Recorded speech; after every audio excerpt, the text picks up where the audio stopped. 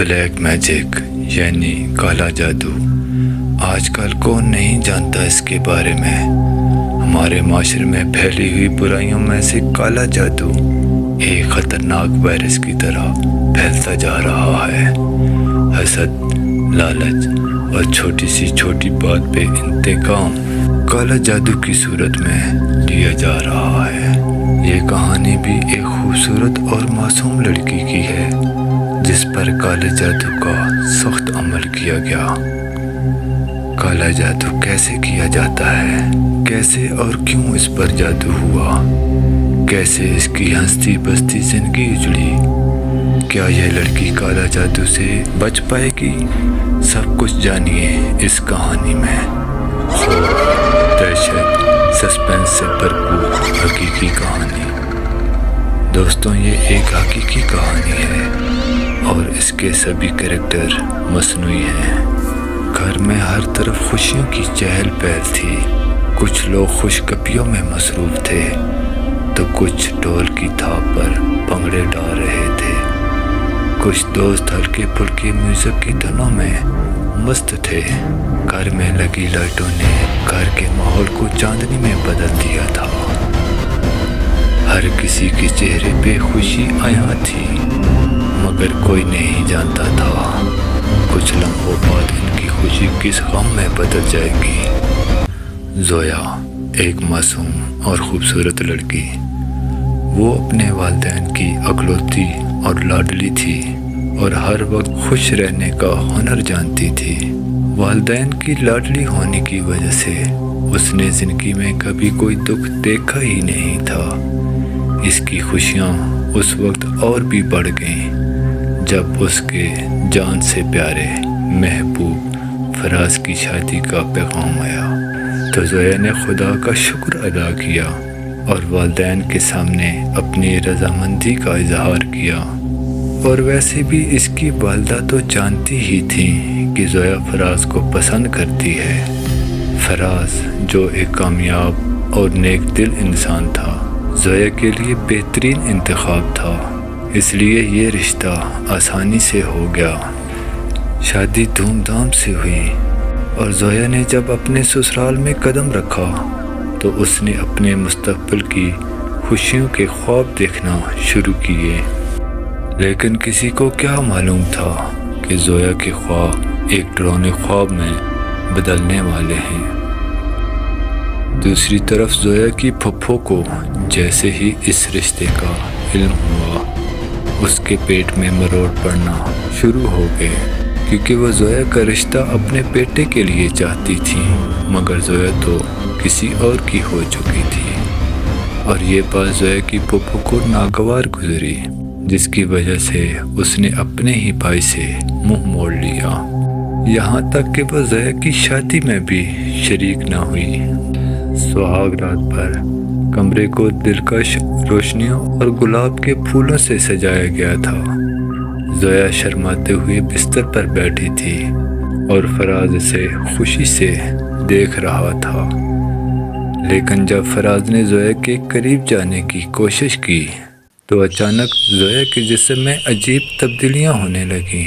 اس کے ہاتھ اور پاؤں غیر معمولی طور پر مڑ گئے، جیسے کوئی ان کو توڑ رہا ہو۔ اس کی آنکھیں سفید ہو گئیں اور وہ کسی عجیب زبان میں عجیب سے الفاظ بولنے لگی، جن کی فراز کو تو ذرا بھی سمجھ نہ آئی۔ زویا کی سانسیں تیز ہو گئیں اور اس کے جسم کو زوردار جھٹکا لگ اور اچانک وہ بے ہوش ہو کر گر پڑی۔ ساری صورتحال فراز کی سمجھ سے باہر تھی۔ فراز خوفزدہ ہو کر پیچھے ہٹ گیا اور اپنے گھر والوں کو بلایا۔ زویا کے سسرال والے بھی یہ منظر دیکھ کر حیران رہ گئے۔ کسی کو سمجھ نہیں آ رہا تھا کہ یہ سب کیا ہو رہا ہے۔ انہوں نے فوراً گاڑی نکالی اور زویا کو قریبی ہسپتال لے گئے۔ ڈاکٹرز نے زویا کا اچھی طرح معائنہ کیا، لیکن ڈاکٹر کو کوئی جسمانی یا دماغی بیماری نہیں ملی۔ انہوں نے کہا کہ یہ شاید شادی کا دباؤ ہے یا کوئی وقتی مسئلہ ہے۔ زویا کے سسرال والے اسے واپس گھر لے آئے، لیکن زویا کی حالت دن بدن بگڑنے لگی۔ وہ رات کو چیخنے لگتی تھی، کمرے میں موجود اشیاء خود بخود گرنے لگتی، کبھی کبھی ایسی باتیں کرتی جو سننے والوں کے لیے خوفناک ہوتی، جیسے مجھے چھوڑ دو یا یہ میرا گھر نہیں ہے۔ زویا کی تمام حرکات دیکھ کر سب کو شک ہوا کہ یہ مسئلہ کوئی بیماری نہیں بلکہ کچھ اور ہی ہے۔ سب نے آپس میں مشورہ کیا اور زویا کو کسی عامل کے پاس لے جانے کا فیصلہ کیا۔ ہر طرف سناٹا تھا، اونچے اونچے پہاڑ آسمانوں سے باتیں کر رہے تھے، پرندوں کی آوازیں اور دور گرتی آبشار خاموشی میں خلل ڈال رہی تھی۔ پہاڑوں کے دامن میں بنی ایک غار کے اندر ایک بوڑھا آدمی، جس کے جسم پر تہ پن کے علاوہ کچھ نہیں تھا، سخت سردی کے عالم میں ایک پوسیدہ سی جائے نماز بٹھائے کچھ پڑھنے میں اس قدر مگن تھا کہ اسے احساس ہی نہ ہوا کہ کب فراز اور اس کے والد اس غار میں نڈھال ہو کر پہنچے، کیونکہ کافی سفر ان کو پیدل کرنا پڑا تھا اور پہاڑوں کا سفر کوئی آسان کام تو نہ تھا۔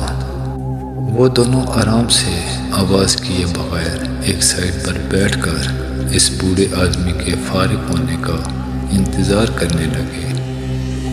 تقریباً 2 گھنٹے کے طویل انتظار کے بعد جیسے ہی وہ بزرگ آدمی فارغ ہوئے، ان کی طرف متوجہ ہوئے، فراز اور اس کے والد کچھ دیر وہ ان کے چہرے کو دیکھتے رہے، کیونکہ ان کے چہرے پر بے انتہا نور تھا اور ایسی کشش کہ آنکھیں چپکنا بھول گئیں۔ فراز کے والد کچھ کہنے ہی والے تھے کہ بزرگ آدمی نے خاموشی کو توڑا اور کہا، بچی پر سخت کالا جادو کر دیا گیا ہے، انتہائی سخت اور گندہ ترین عمل کیا گیا ہے۔ جتنا سخت جادو ہے اتنا ہی اس کا توڑ مشکل ہے۔ وہ دونوں حیران رہ گئے، ابھی تو وہ بولے بھی نہ تھے، بابا جی کو کیسے سب پتہ چلا؟ کوئی بہت پہنچے بزرگ معلوم ہوتے تھے۔ فراز یکدم اٹھا اور ان کے قدموں میں گر گیا اور ان سے التجا کرنے لگا، کسی طرح اس کی محبت، اس کی پیاری بیوی کو بچا دیا جائے۔ بزرگ آدمی نے اسے اٹھایا اور حوصلہ دیا، زویا پر اس کے قریبی رشتہ داروں نے کرایا ہے کالا جادو، رشتہ توڑنے والا سخت کالا جادو جو حسد اور نفرت کے باعث کیا گیا۔ اس جادو کا مقصد زویا کی زندگی کو عذاب میں ڈالنا اور اس کے شوہر کے ساتھ تعلق کو برباد کرنا تھا۔ اس کے ساتھ جادوگر نے جس شیطان کو مسلط کیا تھا وہ زویا کو طرح طرح کی تکلیفیں دے رہا ہے۔ زویا کے جسم میں عجیب تبدیلیاں، جسم پر جگہ جگہ نیلے دھبے، پراسرار آوازیں اور عجیب حرکات، خوابوں میں کسی کا بار بار آنا اور زویا کو دھمکانا۔ بزرگ آدمی نے ساری صورتحال تفصیل سے ان کو بتائی اور کہا کہ یہ جادو کسی قبر کے قریب دفن کیا گیا ہے اور اس کے اثر کو ختم کرنا آسان نہیں ہوگا۔ بزرگ آدمی فراز کی منت سماجت کے بعد ان کا یہ کام کرنے کے لیے راضی ہو گئے۔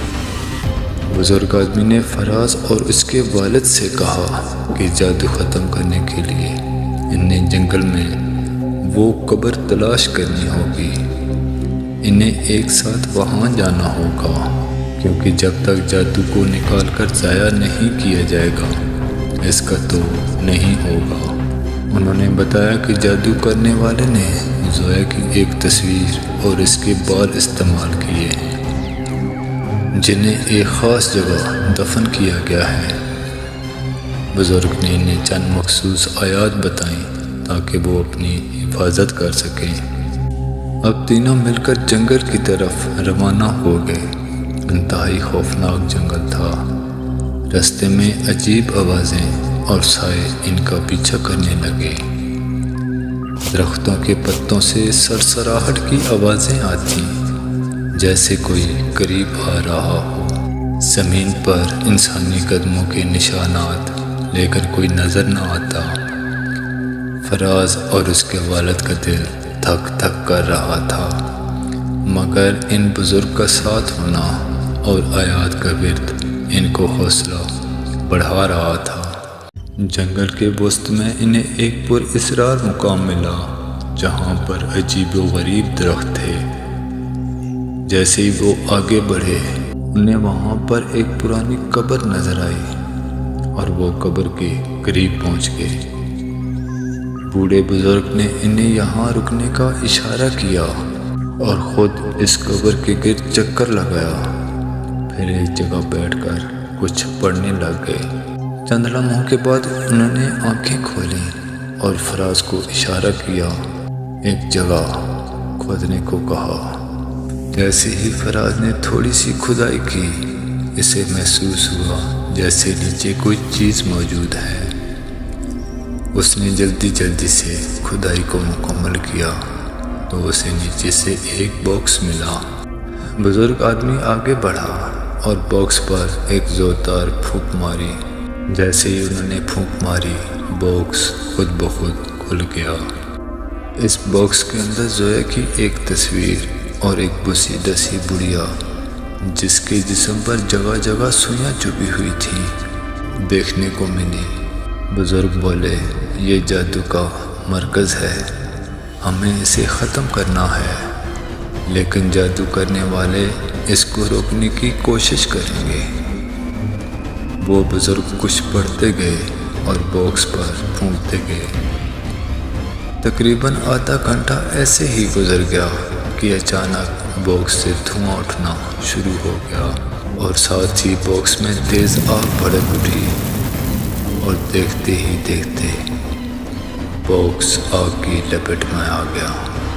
جادو تو ختم ہو چکا تھا، پر اس کے ختم ہوتے ہی جادوگر اور جادو کرانے والی جو زویا کی پھپھو ہی تھی، ان کے برے دن شروع ہو گئے، کیونکہ جادو صرف ختم نہیں ہوا بلکہ واپس پلٹا دیا گیا۔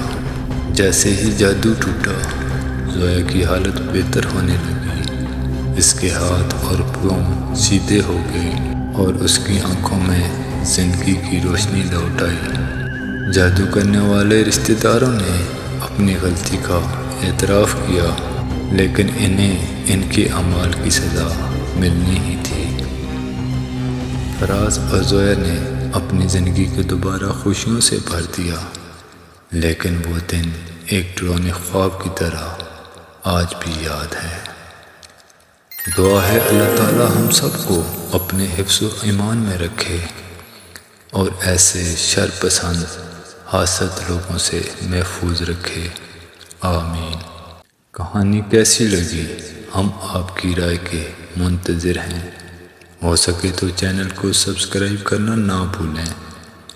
اللہ نگہبان۔